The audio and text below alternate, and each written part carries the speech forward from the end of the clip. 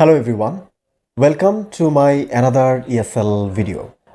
In this video, I'm going to talk about the pragmatic situations in ESL teaching. Why pragmatics do we need to learn? Why it is important for an ESL teacher? I'd like to share some views today about the pragmatic. So in this video, I'm going to say why learning pragmatic is important for the student and why teaching pragmatic is important for the teachers. Okay, let's see a scenario. Suppose you have asked one of your elders that open the door. You have asked open the door. So he felt a little awkward with this sentence. Why was it? Since he is your elder, he was expecting you that you will request him or you will ask him politely, but you didn't do that. That is the reason why you need to learn the pragmatic in the real life situation.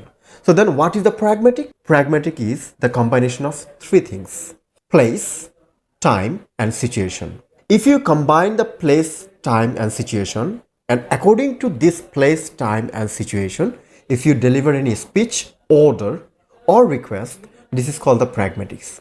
Through the pragmatics learning, we learn how to expose or how to approach with someone in politely or in rude. So I think you have understood why pragmatics are important. Now, what we would say, open the door instead. Instead of saying open the door, we could say, can you please open the door?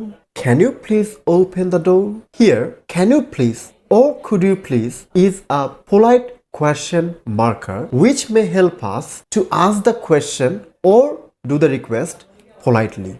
So pragmatic helps us learning how you can use the language or what will be the tone of your language according to the situation. As an ESL teacher, if you know the speech act under the subject of pragmatics, you will learn how to teach them well, cause each speech act help us to use the language in a proper way. So I am requesting to all of you to learn the pragmatic as not only as an ESL teacher but also as a student, cause pragmatic help us to use the language in a proper situation or in the real-time situation. So I hope I made you understand why learning pragmatics is important for ESL teachers. Now, if you have any question regarding pragmatics and its uses in the real life situation, please drop your question to our comment box. And if you like this video, please do share with your teachers, students who really want to learn how to use pragmatics in ESL teaching. Thank you very much. Have a good time. Bye bye.